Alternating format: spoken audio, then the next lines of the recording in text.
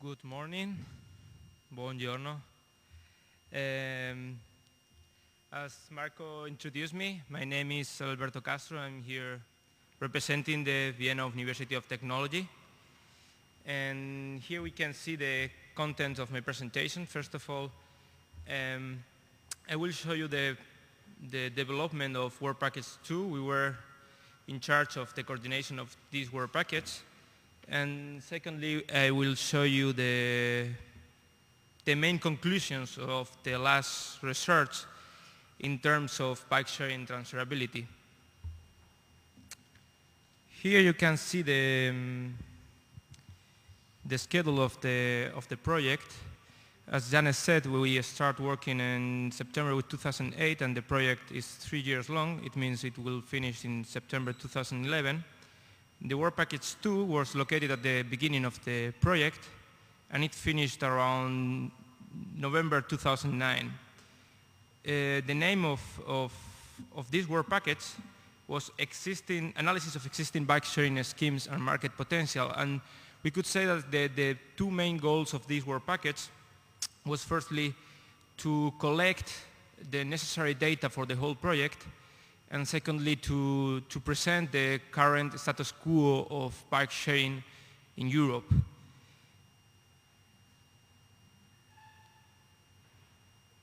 But before collecting data, we needed a template.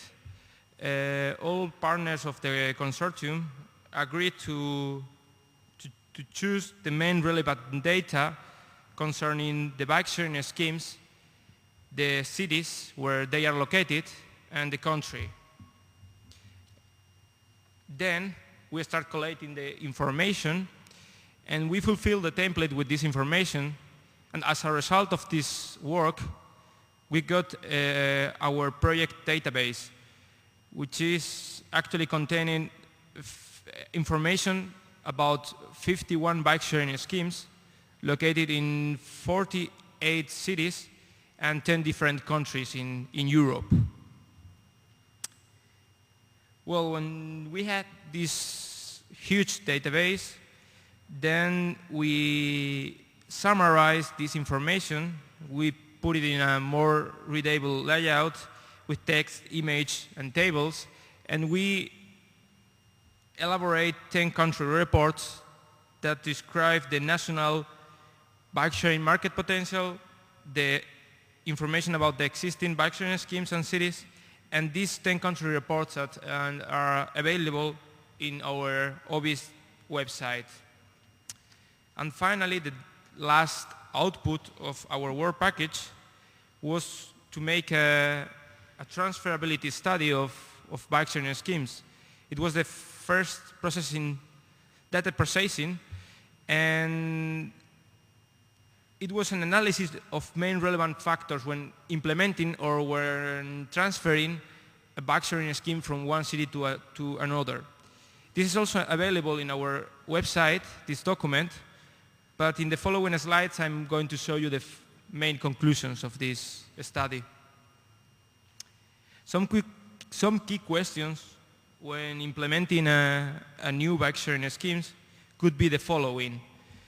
What are the most convenient opening hours, the most convenient technology, which period of availability is the most convenient, in which season will the bike sharing scheme manage a peak of demand, how long should be the rental period free of charge, how many bicycles should I implement it, how many yearly rents can be expected. There are many questions at the beginning of our bike sharing schemes, and in this project we tried to solve these questions, just seeing what is now happening in Europe based off existing experiences in Europe.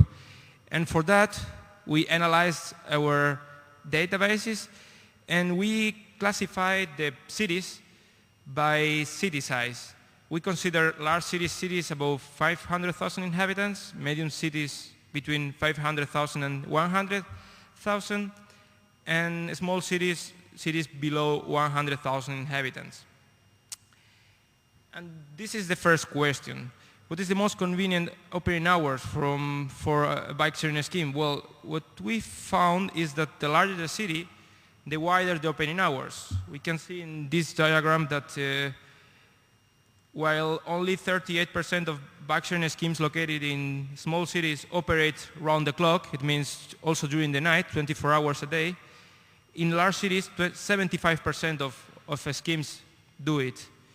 A likely reason for that, our hypothesis was that technology influenced that, because high technology schemes don't need any staff for operating, and that's why they can operate also during the night. And in the next slide, we see that our hypothesis was right, because actually the technology is affected by the city size. The larger the city, the higher the technology of the bike sharing station. Only 38% of small cities have electronic devices in the bike sharing station, while 85% of large cities have it. And two likely reasons for that, I mean, why larger cities have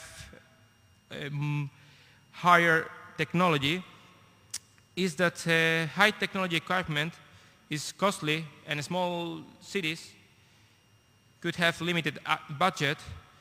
And a second reason could be that technology access is also lower in smaller cities.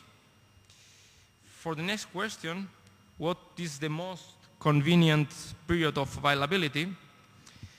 We saw that the population has no influence, but climate. The warmer the city, the wider the availability throughout the year. If we consider warm cities above 11 degrees, we see that 93% of warm cities operate all the year round, while 55% of cities in cold, of bike-sharing schemes in cold cities have winter break. And this is because they have low demand during hard winter, during the colder season. And we can see the process in the next slide, in this one. As you can see, cold cities have more irregular demand during the year. We can see that they have a peak of demand in summer, while the number of rents decrease radically in winter, which makes the scheme uneconomical. And warm cities have more constant demand and just very small peaks of demand in spring and autumn. For the next question, how long should be the rental period free of charge? Well, it's an evidence that many bike-sharing schemes are offering period of rent without charge to encourage use. But what we found was that the smaller the city, the higher the share of bike-sharing schemes with unlimited free rental. This share goes from 10% in large cities to 50% in small cities. And the larger the city, the higher the share of bike-sharing schemes with 30 minutes free of charge. For example, 25% of small cities offer this 30 minutes for free, while 45% of large cities offer it.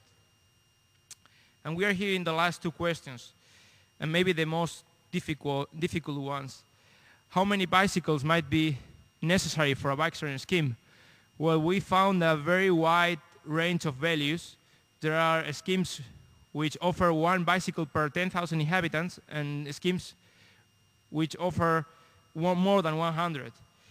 What we could see is that the average seems to be similar in all city size, and we could see that on average around 15 bike-sharing schemes per 10,000 inhabitants are offered.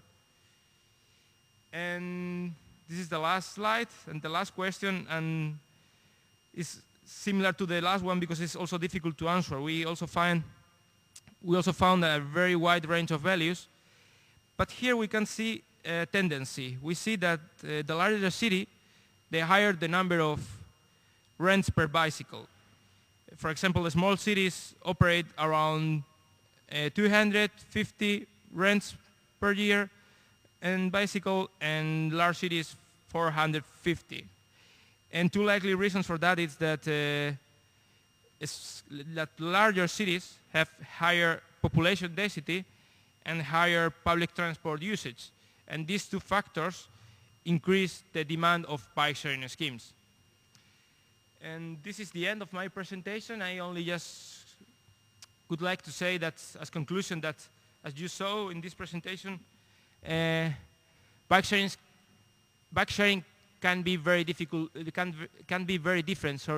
From one city to another, and what is successful in one city could not have success in a different city. So decision makers or operators should be aware about that and should keep in mind that the choice of a right model is a key factor for having success. Thank you very much.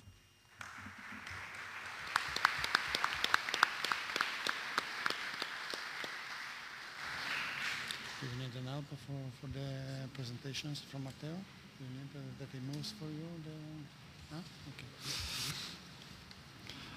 Grazie Alberto, anche dello spunto finale per cui un sistema di bike sharing non per forza applicato in una certa realtà